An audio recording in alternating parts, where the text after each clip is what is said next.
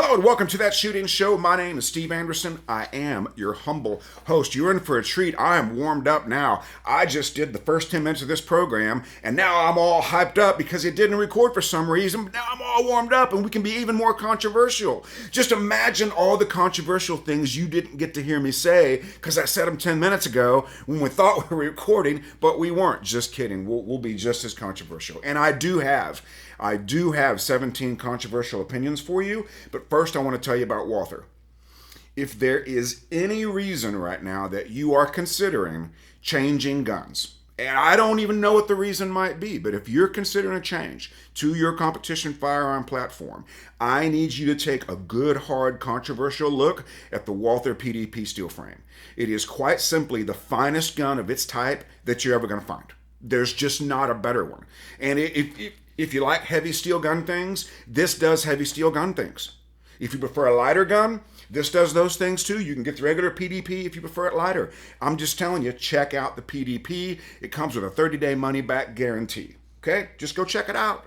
Targets USA, as you know, manufactures the finest steel targetry on the planet. CR Speed, as you know, makes the finest gun handling gadgetry you can wrap around your waist or anywhere else.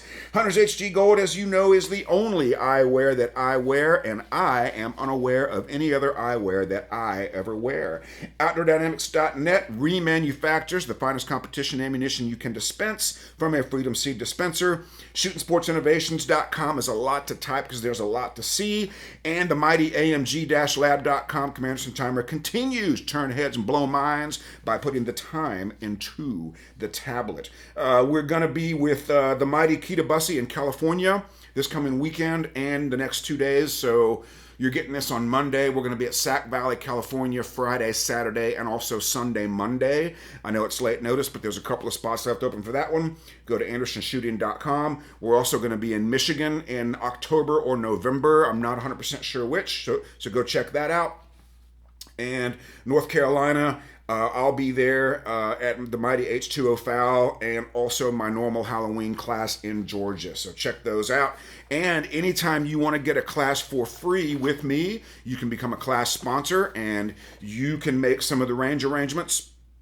I can stay at your home if you'd like me to. I'm an excellent guest. 5 out of 5 stars. Would absolutely recommend myself.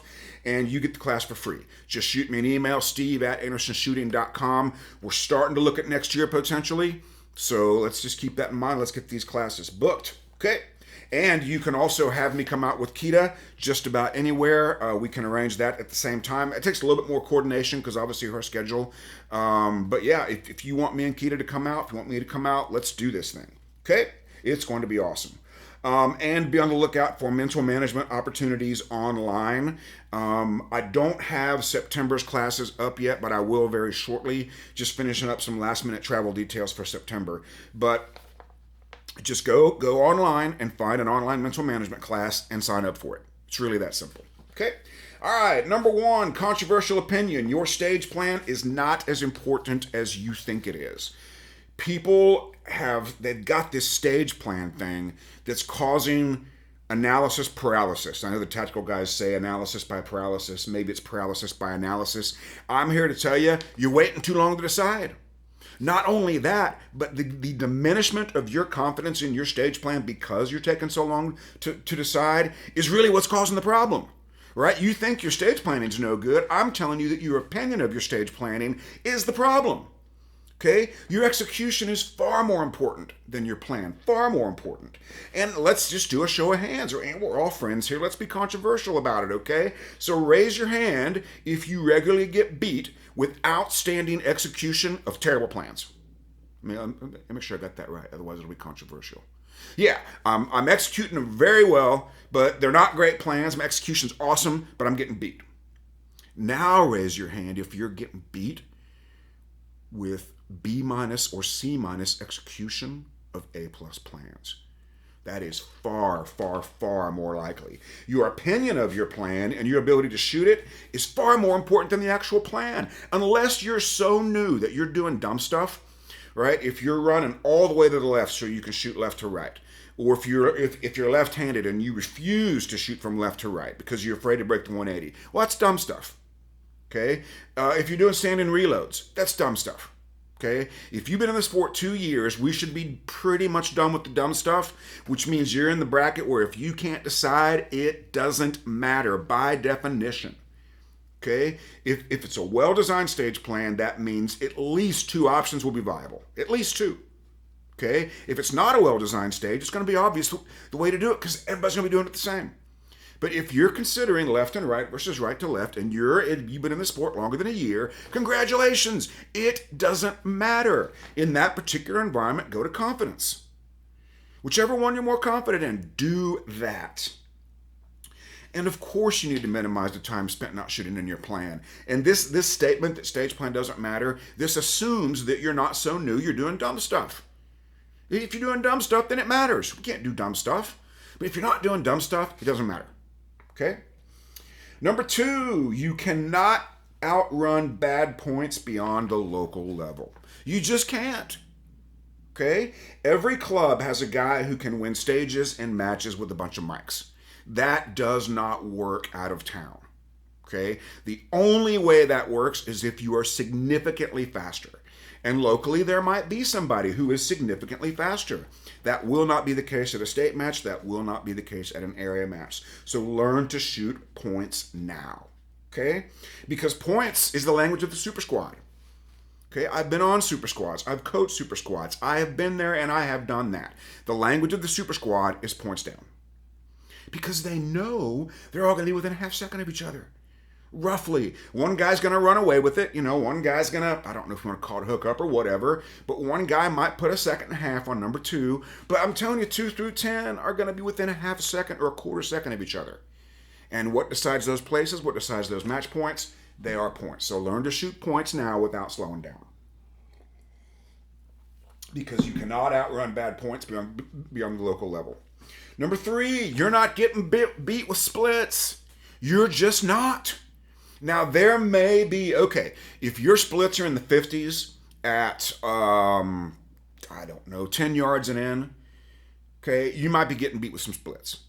But if that's not the case, you're not getting beat with splits. You're getting beat by people spending more time shooting the gun. That came out completely wrong. It's so controversial.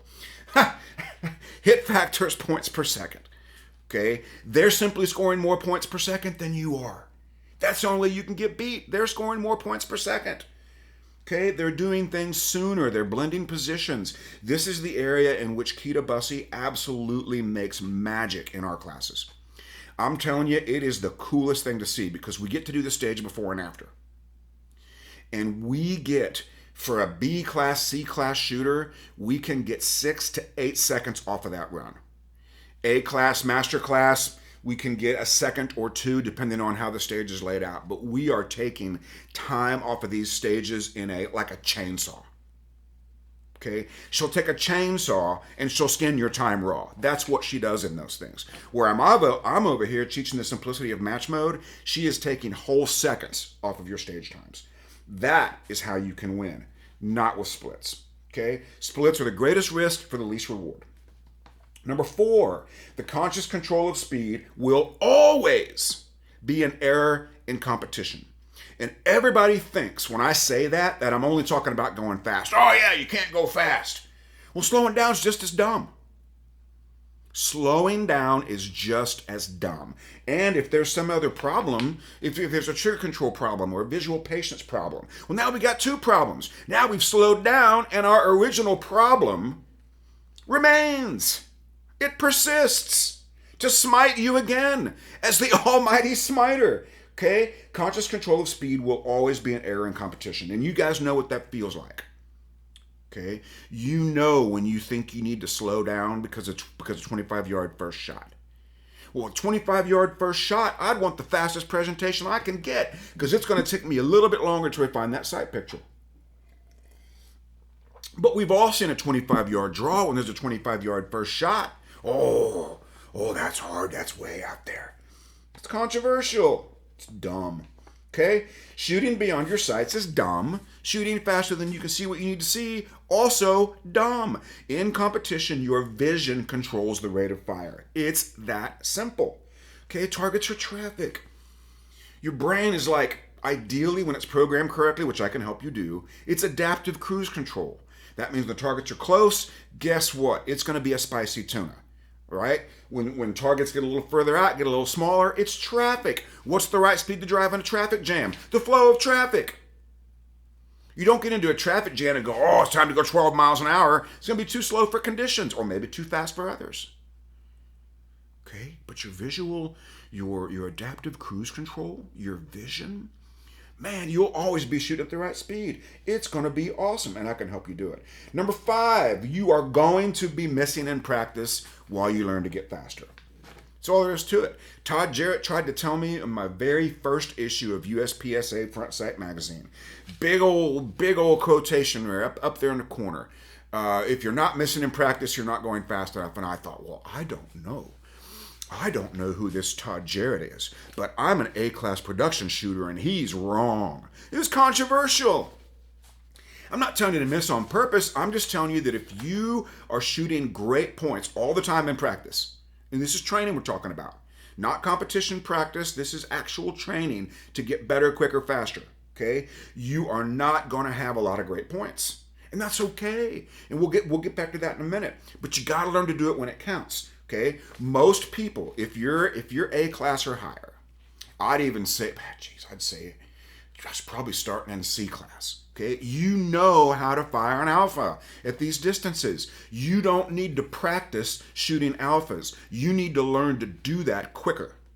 And when you do that, there is going to be some accuracy issues for a short period of time. Let me get my plural correct. There are going to be some accuracy issues. Okay, as long as you've got a good match mode put together, this is fine. And you can save a whole lot of time. When I first started going to South Africa, they thought I was crazy. And they probably still do. Okay? And that's fine. I love my South African friends. Lekker, bliksem, whatever. Braibroiki. That's about all I got. Bliksem, that was my favorite one. They thought I was crazy. But what a lot of them were doing when I first started going out there, they would literally spend an entire practice session practicing shooting alphas, including partials. Okay?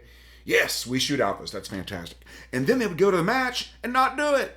Then they're going way too fast. You know, in practice, we shoot minor, we must shoot alphas. Okay, well, you're not doing it in the match. So I come around and I say, let's try something different. Let's get faster in training, and then let's shoot alphas at the match. What do you think about that? Let's flip it around. Controversial. Very, very, very controversial. Okay? I'm not telling you to miss on purpose. I'm telling you that to quote from the great book of Jarrett. Number 1, I ain't gonna shoot that snake. You'll DQ me if I shoot that snake. Todd Jarrett, I'm gonna DQ you if you don't shoot that snake. Number 1.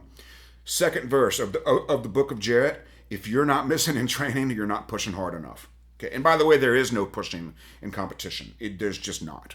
Okay, I want you to pedal hard in training so you can coast at the competition. Not by slowing down, but by reducing the amount of effort that you're putting into. Oh, that's very contract. That's all its own. Okay, but think about your best stages, right? Your best stages were effortless. Your best stages were easy. And they happened when you weren't thinking very much and you weren't worried about the result and you knew the stage inside and out. There's nothing controversial about that. But I'm the only one who can tell you how to do it every time. Okay, find a way to not worry about the results. I didn't say don't think about them. That's not possible. That's an impossible task. Don't ever give yourself an impossible task. Such as quit thinking about it. Such as just relax. Such as let it go. These are impossible tasks. Human beings don't know how to do these things. Okay? What you do is you give yourself a possible task instead of an impossible task. That's another controversial. God, we're already off the rails here. We've got 17 on our Post-it notes here, or giant Post-it note, and I've already given you 3 freebies. That's controversial. Anderson's over here giving out freebies. He's got a list, and he can't even stick to it. How controversial. Okay, your best shooting will be done subconsciously with a subconscious stage plan. You're not going to hear it in those terms from anybody but me, Jay Beal, Joey Sauerland, or Keita Bussey. You're not going to hear it from anybody else. They'll use different words there. Man, they'll trip all over themselves trying to use any word they can use except subconscious, and I don't know why. I don't know why we can't use that word. Okay? How do you tie your shoes the best? When you're really thinking about it and you're in a hurry? No. You tie your shoes when you're thinking about something else, or you're watching yourself tie your shoes. Good shooting can be as easy as watching yourself tie your shoes. I promise you. Okay? But you got to understand it in these terms. How do I get access to subconscious skill? Well, there's two things I got to do. Number one, I got to occupy my conscious mind with something. It may or may not matter what that is, depending on the personality. For example, if you've shot really well when you've had to go to the bathroom, your conscious mind's occupied. If you shot really well when you're angry or upset or hungover or slightly irritated or sick is another common one. Those can be occupations for the conscious mind that can produce good shooting. The other interesting thing about being sick is it might prevent us from worrying about the results. Meaning, we might say, I'm just not really feeling good today. I'm committed to the match. I'm just going to put my sights on a target and see what happens. A lot of times we'll shoot really well like that. The problem with those environments is they are not duplicable. But when you learn to control your occupation for the conscious mind, that becomes duplicable, and you can do that virtually every time. Well, when you trust it and you surrender to it, you can do it every time. Okay? So, number 7, the purpose of training is to have a high or higher level of skill available without conscious thought. That is the purpose of training, combined with accumulating positive imprints. Okay? And by the way, there's no shortcuts. I don't know that we have ever had more so-called instructors entering the marketplace, and that's fine. I wish them all the best. It'd be nice if they mentioned my name when they stole my stuff, but that's okay. That's okay. We're all doing jazz and blues here. It's all about the personality and the presentation. But there's no substitute for reps during this process. But I'll give you a secret. Mental reps are just as good as physical reps. What I mean by that is if you're working on something, let's say Keita has taught you because of an injury to pivot your foot 45 degrees when you move laterally, and that's new for you, okay? You need to do that a lot, but you don't need to physically do it every time. The physical reps are good. Mental reps are just as good, and if you're slightly older, I learned this when I was doing Steel Challenge before my last injury. So many injuries. But I'm doing better now. I'm officially on blood pressure medication. I don't know if you can see the veins in my neck. They put me on blood. So my entire adult life. This is hilarious, given today's ambitious, energetic presentation. My whole life, they have taken my blood pressure and they've made a face. They never said a word about it. Okay, when I got the deep vein thrombosis. They made a face and they said something about it. So, but yes, I have had some health issues. I had the deep vein thrombosis, recently diagnosed with high blood pressure. I'm doing great. Thanks for asking. All right. So, Refinement, Repetition. I titled that book so brilliantly, and I didn't even know that I had done it. And I don't remember where the name came from. I don't remember. There wasn't a day that I can recall, although I was probably on the throne of contemplation. That's highly likely. Refinement and repetition. Okay, that's training. Training is for refinement and repetition, because I need you to do it at whatever level we need to be at without conscious thought. Okay, that is just, it's all there is to it. Because when you are training, you are not going to be shooting very well. Well, now he's telling me I got to miss, and he's telling me I'm training, I'm not going to shoot very well. I would say if you're shooting great, you're performing and not training. And that's fine if that's what you're working on that day. If you're doing match mode practice, then I do want you to performing and not training. But if you're training, if you're saying, okay, I need to get quicker at this. If I'm a steel challenge shooter and I say I need this first shot to be under a second, you're not going to hit every time. Okay, let's say you're a steel challenge shooter and you're doing smoke and hope. We'll use this example, and you need to be under a second every time. Well, if you were under a second every time with hits, you'd already be doing it and we wouldn't be having this conversation. Do you understand that? I mean, what are we even doing here? There's going to be some misses while we figure it out. And in the cardboard sports, if you could shoot an alpha at 3 yards in .79, you would have already done it. So if .79 is a goal that you have, it's probably not going to be an alpha. Oh, this is so much fun to do in class, by the way. So much. One of my favorite moments, not just mine, other people's too apparently, is when I say, okay, who here is not ever been out of the holster in under a second. Oh, I've never been out of the holster. And not us. There's only one person in the history of my career that has not been under a second out of the holster if that was their stated goal. And in fact, that doesn't even count because it was not her stated goal. She was an older lady. They used to have this, I don't know if it's still open. I think it was Crescent, Oklahoma. The giant pit and the rich oil lady. But this was an older gentleman, a woman. She had dropped her gun during dry fire, and she just didn't want to do it, and that's totally fine. Okay, not going to make somebody do something that they don't want to do, don't feel safe doing. Okay, number 7, controversy. Let's wrap that one up. The purpose of training is to have a higher level of skill available without conscious thought. Number 8, you are not going to shoot very well while you're training. We sort of got into that one. Okay, so here's what we got to understand. If I'm a steel challenger, we'll leave it there for now. And I've got a first shot, Smoke and Hope 1.2. Okay, something needs to change to get me under a second. This is where you got to use some strategy. What do I need to do? And here's some options for that specifically. Number 1, reaction time. Okay, that one's not going to cause mistakes or problems. But if we start moving the start position or start fundamentally changing the technique, I don't recommend a scoop draw. That may or may not be controversial, just because the extra speed is not worth the uncertainty. So I don't recommend a scoop draw. But anyway, back to our steel challenge shooter. If we start moving that hand position, because I'm going to want them to get the elbow behind the gun, and I'm going to want the hands in their repeatable place. Those are my first 2 rules for a good surrender draw.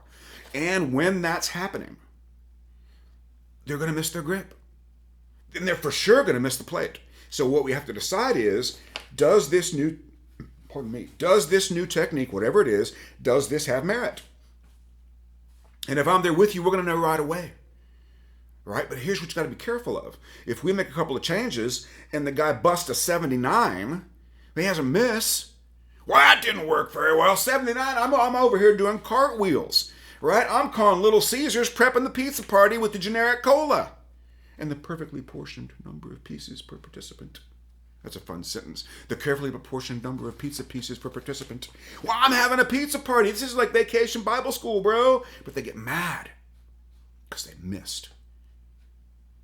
You fired 1 shot. It was a 79. Let's take the win.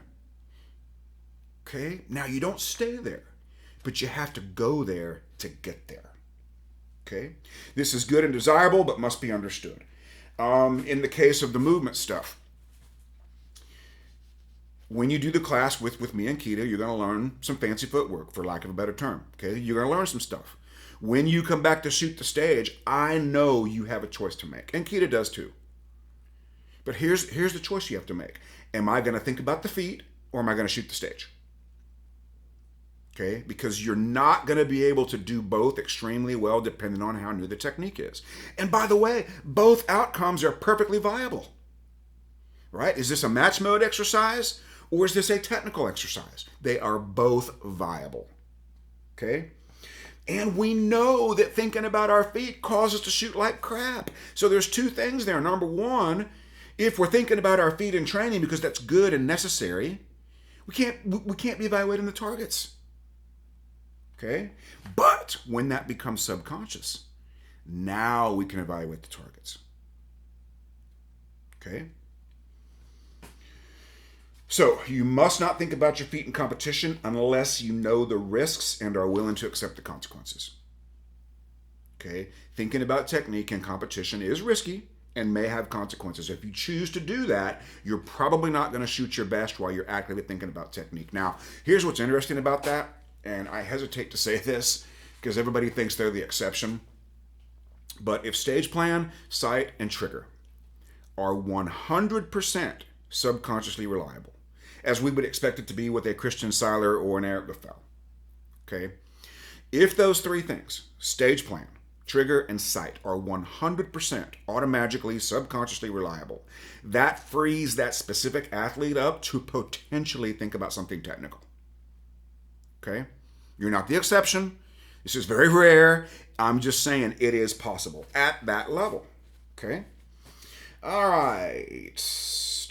The other way to do it would be to continue the training reps and wait for the skill to appear when it is subconscious. That's a safer, more dependable route. However, it will take longer. Okay? And your opinion of your training is more important than your training. Now, this is controversial. The only way to be training incorrectly is to think that you're training incorrectly. Your opinion of your training is just as important of your training, if not potentially more so. And I'll prove it to you. Again, right? I had a conversation with a national champion last week, female national champion. She's going to IPSC Nationals, and she's worried about another competitor. And she said, Steve, I was in practice. I was so frustrated. I haven't touched a gun in a week.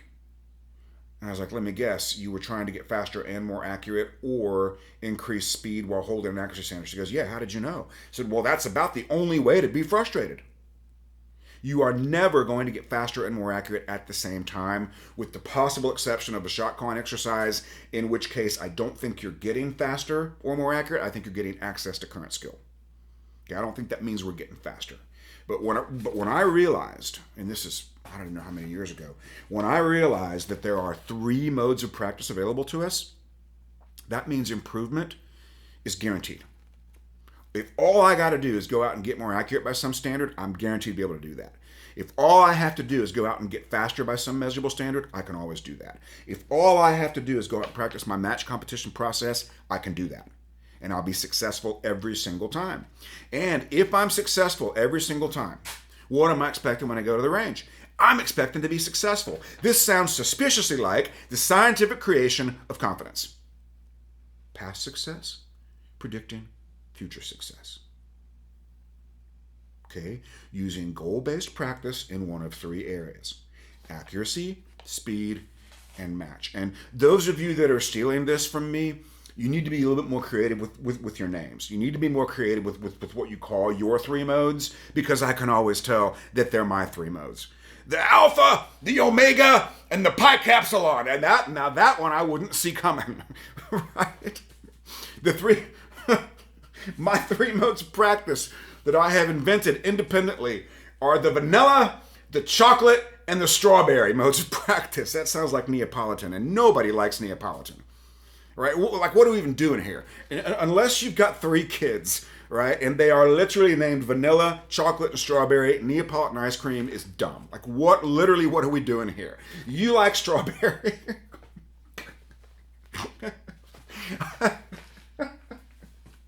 I've decided to name my 3 modes of practice wind, fire, and water. They're completely original. So just do me a favor, be a little bit more creative with your names, so I can at least pretend that you're not stealing from me. That's so controversial. Wind, fire, and water. Okay. In accuracy mode, all I care about is improving accuracy and my ability to produce it. There is no time in accuracy mode. Group shooting is the foundation of accuracy mode for me in my classes. Okay. When the shot gets more difficult, you're going to learn, and this may or may not be controversial, I don't even care anymore. You're going to learn that trigger is more important than sight, as long as sight is acceptable. And if that's controversial, then we're up to 27. Okay? When you go to war on steel, it starts out as a vision problem, and then it becomes a trigger problem. So if a guy goes to war on steel, let's say he's got an 18-meter plate rack out there, okay? He hits the first one because he's not a complete idiot. He hits the second one because he's good. Now he's surprised to be hitting these steel plates. He's literally astonished that his grasp of marksmanship is sufficient for him to hit these plates. Now he's scared. Okay? Or he thinks I'm hitting him, I'm in a hurry. Either way, he sees a problem when he doesn't have a problem. Then he starts missing, and he goes, oh, well, I'm missing because I went too fast and I quit aiming. Then he really, really aims because he's convinced it's an aiming problem. Hits that trigger so hard that the fillings fall out of the back molars. Okay? So what started out as a self-image problem turned into a vision problem, turned into a trigger problem. I don't even know what point that is. Oh, so that would be accuracy mode. Okay? The problem with accuracy mode is people can get more accurate, but they're mad. They're mad about it. Man, my group shrunk from, I don't even know what we've got here to look at. Here we go. Here's some things. Pirate coins. My group size went from this to this, and I'm mad. Okay? Damaging self-image like that, in spite of obvious gains. See, that's why shooters are always mad. Because there's always something to be pissed about if you go looking for it. If I'm incredibly accurate, I'm angry because I'm slow. If I'm fast, I'm angry because I'm angry because I'm sloppy. They haven't learned to put it together in match mode, and I'm the best person on the planet for that. I'm telling you, I got this stuff figured out. Speed mode means, okay, I need my human body to do something with this handgun faster than it's currently doing this thing with this handgun. And the accuracy is not that important while you figure out how to manipulate your human body and your firearm in a more aggressive manner. There's no point. That's why dry fire is so great for speed mode, because there's no evidence. There's much less damage to your self-image because you don't have to go looking at messy targets or missed targets. Okay? And match mode is where it all comes together. Match mode is where I get a subconscious stage plan and I shoot my stage with a singular focus, primarily on vision. Okay? It won't be grip. Contrary to what the industry wants you to believe, you cannot rip 2 shots on one sight picture with a perfect grip. Oh, that's very controversial. Oh, that might be the clickbait. You cannot rip splits on every target with a great grip and visual impunity. If it's controversial, so be it. Number 10. Oh, so those are the 3 modes of practice: accuracy, speed, and match. Okay?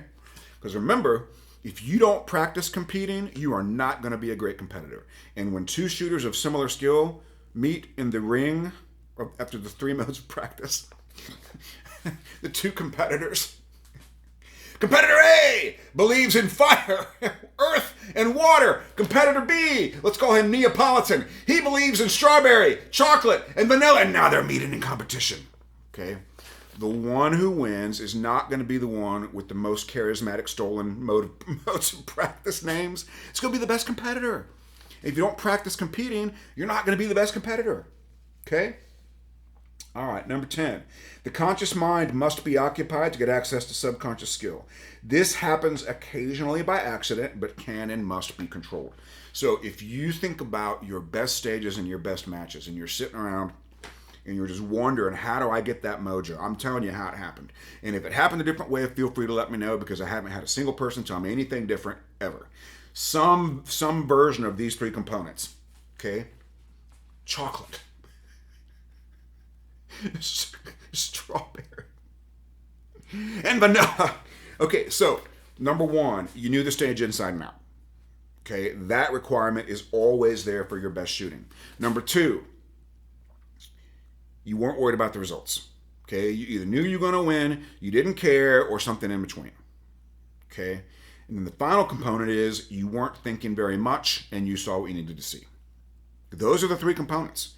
Now, the problem is, how do we duplicate those? How do we not worry about the results when we care? Well, that's where mental management comes in. Okay, I can help you replicate that. It's called the triad state, and it's better than the zone because it's inducible on demand. Okay. All right, but the conscious mind must be occupied. So you have the conscious, the subconscious, and the self-image. They're all very, very powerful. They're like pit bulls. Okay, they're like strawberry, chocolate, and vanilla. Somebody out there's got Neapolitan ice cream in their fridge. They're going to have some. So send me a picture of your Neapolitan ice cream. What we're going to find is we're going to find Mama's favorite missing, and we're going to find strawberry just all there by itself. Nobody likes that. All right. I don't think strawberry ice cream even tastes like strawberries. It's like grape, like purple grape stuff. That's not what grapes taste like. It's crazy. My 3 modes of practice are grape, raisin, and wine. I kind of like that. Grape. You start with the grape. So the grape is accuracy mode. The raisin is when you beat the crap out of it in speed mode. And then the wine is what you get when doing the grape and the raisin. The grape! Welcome to the grape mode of practice. Well, the goal is to shoot grape-sized groups. Okay, now welcome to the raisin mode of practice, where the goal is to be raising hell and reducing stage times by shrinking your grape. We've made it through the two modes of practice. Now we're in the wine mode of practice. It is so fine. Okay. But the conscious mind must be occupied to get access to subconscious skill. That would be a show all to itself.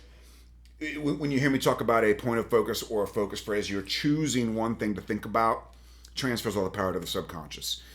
Depending on the shooter, it matters what you think about to an extent. Again, it's too much for one show. Okay. It's so controversial. What you also have to understand is that self-image will always be a filter for subconscious skill, and I will prove it to you. If you are a single human being and you are talking to somebody that you are interested in a romantic relationship with, and you think they're out of your league, you literally lose the ability to speak. But if you're talking to somebody that you believe is in your league, okay, it's very, very easy. Because speaking your language is a subconscious skill. Okay? You're thinking about something. That's up to you. But you're not necessarily thinking about every word that you choose. Okay? You're not going, "Hi, I like the way you talk and overpronounce certain words." You're thinking about liking that. That's not what you're saying. You're saying, "Hey, I really like the way you talk. I love it when you overpronounce certain words." But if you think the person's not in your league, you are unable to say that. Okay? Shooting is the same way. If you are having a fear of a result, you literally lose your ability to shoot. If you have a close target, you start worrying about your draw. It's like you've never drawn the gun before. We've all been there. Okay? But if you go to that close target and a result of positive imprints during the stage planning process, you know that's going to be a spicy first shot. It's great. It goes wonderful. Okay?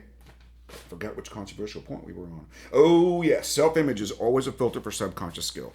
This is why your training, your opinion of your training, is more important than your training.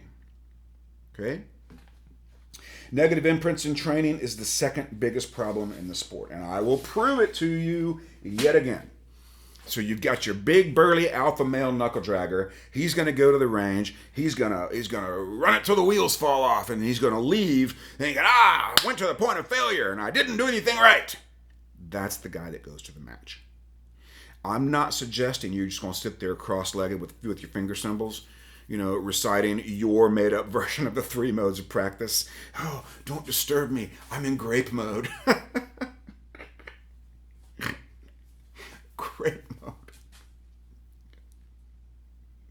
What are we even doing here? Okay, so I'm not suggesting you can just kumbaya your way into better shooting, but I'm suggesting that if you're training and you're not coming out of it acknowledging that you did really well today, by some definition, you're not getting the imprints to self-image that allow your skill to come out when you need it the most.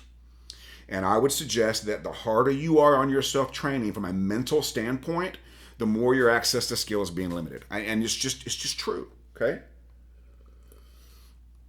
I'm not suggesting to take it easy in practice. I'm saying you should work your butt off. And when you get done, you say, I worked my butt off today. I deserve access to this skill. I deserve a great performance. Precisely because I worked my butt off.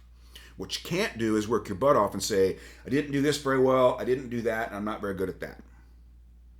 Because that's the guy that goes to the match. Okay? Okay. Oh, controversy. Here we go. Mental management is not an optional process. It is happening with you or without your control and consent. You cannot choose to not be affected by mental management. That might be the most controversial thing. Cannot choose to not participate in mental management. You could choose to ignore it and be dumb about it. But, okay, so this is just a thing, right? This is gravity. This is oxygen. You know what? I decided by breathing. No. I'm just too tired to breathe today. I'm not going to do it. You can't opt out of breathing. You can't opt out of gravity. Can't wake out of hunger. Well, you can opt out of hunger a little bit. Thirst. Can't opt out of it. Okay? The conscious mind is going to train the subconscious. Make sure I got that right. Yeah, I got a typo. It's a controversial typo. The conscious mind figures stuff out, and repetition moves it to the subconscious. Okay? No matter how bad you want this to not be the case, I didn't even invent it. I just discovered it. Okay? And while this is happening, the conscious mind informs the self-image. Okay? So we're training subconscious with repetition, and we're informing self-image about our ability to do this thing, even if it's just to complete the exercise. Okay? Those ideas, let's call those thoughts of ability. They're actually called imprints, but we'll call them thoughts of ability. They reside in your self-image. Okay, that's your wine. That's your Neapolitan. Oh, good grief. But your self-image provides access to your skill, right? I'm not so. The one misconception that people think sometimes I'm saying is that you can just sit there and self-image your way to great skill. It doesn't work that way, right? I have a great self-image in most areas of my life, but it doesn't give me access to rallycross driving or autocross racing because I don't have any skill there. Okay? You gotta develop the skill. I never said you could short circuit that, but if you don't care for the self-image while you're doing that, you're never gonna get access to it, and you know I'm right because you experienced it. Okay? When you're worried about the results, you don't believe you can do something, it's pretty much over. And if you're looking at your squad and you see a shooter that can beat you, you just gave him the match. And if you're surveying your squad and you see a shooter you can beat and you have the skill, it's going to go a lot better. But you have to turn that desire into a process within your control. That's a topic for a different day. All right, controversy. If your average hit factor is 5, that means you have an average of 3 seconds to prevent or correct a miss. Well, 2.99. Okay? I'm a little ashamed of how long I was in this industry and didn't know this simple equation. And I don't feel too bad because I don't know how many people know this. I heard it from Kristen Seiler a couple years ago. Absolutely. Well, Keita Bussey knew it when she went to her first match. We're not all as smart as Keita Bussey, clearly. But if your average hit factor is 5, that means you've got 2.99 seconds to prevent or correct a miss.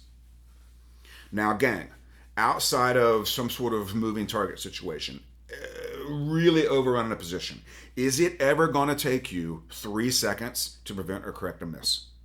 Ever. Okay?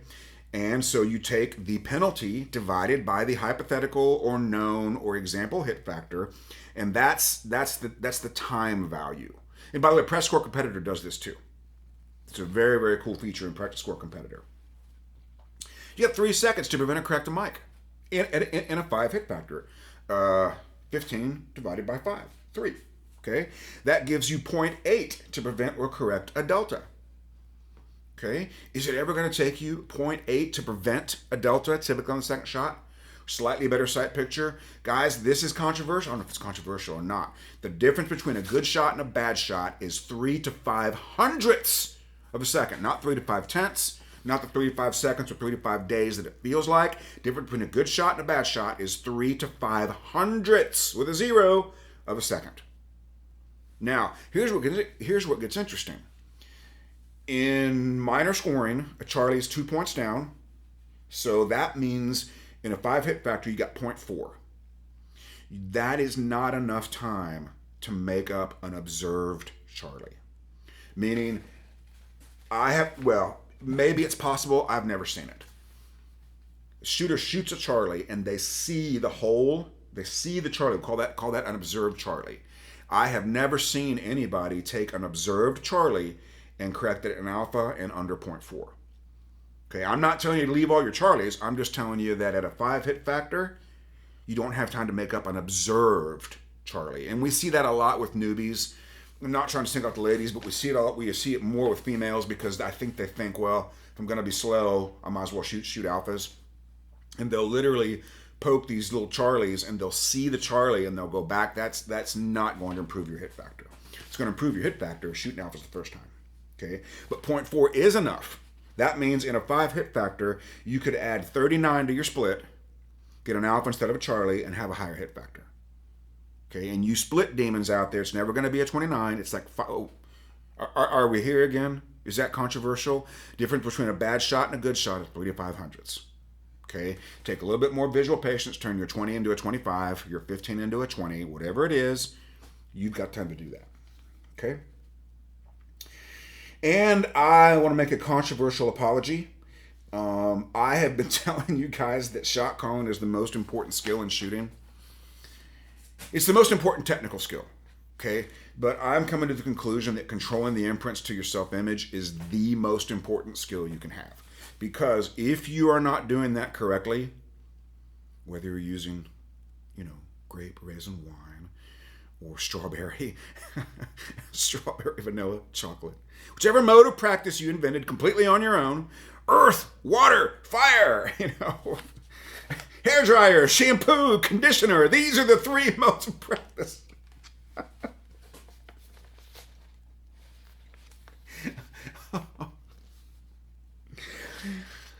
I want to tell you guys, I really missed this. I was going through some stuff. You guys know my divorce has been final for a while. I have been working so hard that I don't know how to put this. Bill Dolan says, when in doubt, leave it out, and we might do just that. But I was working so hard that the emotion of what I had been through had not really hit me. So that's part of the reason why I need a little bit of a mental health thing. Now, here's what we learned about that. This is very controversial. Men are encouraged to talk about their feelings until they do, and then they are encouraged to STFU. That'd be a great t-shirt, right? Men are encouraged to talk about the feelings, but when they do, it's STFU. That might be the new country song. But controlling the imprints to your self-image, critical. It's the only way to get access to the training that you're doing. And if you're not getting access to your current level of skill, I promise you, any number of grapes or chocolate or ice cream flavors or pieces of Little Caesars pizza for each participant, carefully portioned out for each participant. The problem is negative imprints during training, I promise you. Okay? Now, this might be controversial. The biggest mistake, or the most common mistake in the sport, is the easiest one to correct. Is that controversial? What do we think the most common mistake in the sport is? Okay, you're driving along thinking about raisins, grapes, wine, and ice cream. Sounds like the life of a late 30s, early 40s female, for the most part, anyway. The most common mistake in the sport. What do we think it is? So I finished the stage and I've got a regret. Oh, my stage plan was terrible. That's not it. That's not. Oh, my striker-fired gun went off by itself. Also not it. And by the way, I have seen far more safety issues with CZs than I have SIG 320s. Now, I don't have a dog in that hunt, a dog in that fight, or maybe I do, because Walthers just don't misbehave. But my opinion right here, kind of controversial, the CZs scare me more than the SIGs do. Okay, that's just my personal opinion. On the range in a class environment. Typically, we'll have an AD, almost one per class, but it's always in a safe direction. Never anybody downrange. You decock that thing 800 times over the course of 16 hours, right? And we just get lazier and lazier every time. It starts out with 2 fingers, then it turns into the thumb, then it turns into how fast can I get back in the holster. Pretty soon it's boom. Okay. And I don't want to get into the technical specs of that gun, but that one scares me more than the other one. Okay? All right, but the most common problem is the easiest to correct, and that is choosing to fire the gun on a poor sight picture is the biggest mistake people make in competition. Choosing. And then they get mad about it. Right? They chose to fire the gun on a poor sight picture, and who are they mad at? Don't get mad at me. I didn't do it. You chose to fire that shot. You knew it was a poor sight picture. What did you think was going to happen? But what if there was a way to correct it? What if you could literally, check this out. You might find this interesting. What if you could get a subconscious stage plan that you knew inside and out? Click that box. Okay? And then what if you could decide to see what you need to see for every shot you fired? What do we think of that plan? And then, if we address worrying about results by saying, hey, I've got a book here about my best shooting that says when I do these things, That's when I shoot my best. I don't always win every match and every stage, but I've got this huge collection of data that shows that when I get these three things right, I do really well. Oh, and by the way, every time I have won stages in matches, I've done those three things and gotten them right. Oh, but you can't do that because you didn't write a book about your best shooting. You didn't take mental management. You didn't take it seriously. You didn't do a journal, and now you just don't know. Oh, and I publicly want to congratulate Eldred Pickett. If you know Eldred Pickett, I want you to text him right now and say, Steve just congratulated you on the program. I have been working with Eldred Pickett for years, and he won his first local match, and I could not be happier. He has gone through every phase of new shooteritis, right? He was in the when I met Eldred Pickett, I don't remember if it was on the phone, but I asked him. I said, okay, he was an IDPA shooter. I said, Eldred, what is your typical points down situation? He goes, about 6. And I said, per match? He goes, no, per stage. And I said, do you understand the scoring of this sport?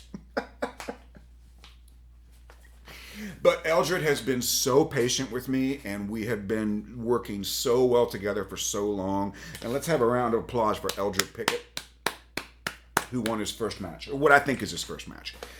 More to come, I'm sure. So, choosing to fire the gun on a poor sight picture is the only thing that can be corrected in between stages. That's it. You can't fix anything else in between stages, and that's great because that's the most likely problem you're going to have. Okay? You're going to get a subconscious stage plan. You're going to see what you need to see. You're going to see what you need to see for every shot you fire, and it's going to go great. And then in training, as you accomplish your goals, you're going to remind yourself that you're accomplishing your goals. Oh, we got a Van Halen moment here.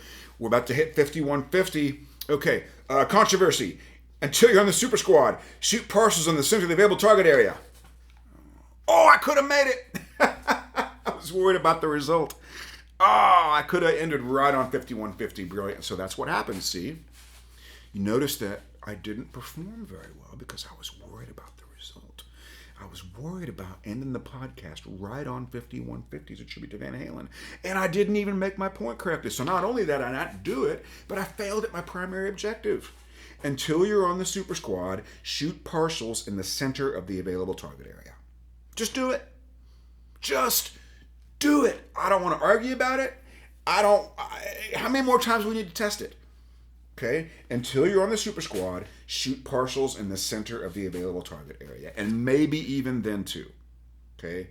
But when you start getting into a contender for a big match, by definition, you're going to be available to shoot better points on partials. You're not going to be afraid of anything anymore. But that is an environment where points on partials could begin to be a problem. And we just don't have enough data. Okay, but that's good because there's only 16 of you per division that even applies to.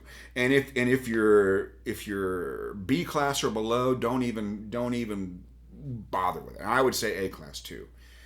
Right? Shoot partials in the center of the available target area. Just do it. All right, hope you've enjoyed today's program of at least 17 controversial opinions. I will be back. I'm going to go ahead and commit to this. I'll be back tomorrow to do another one. And I want to thank you for welcoming me back. I have missed you guys more than you have missed me. I'm quite sure of it. So until we meet again, be like me, do what I do, say it with me. 1, 2, 3, love you, bye, and get to work.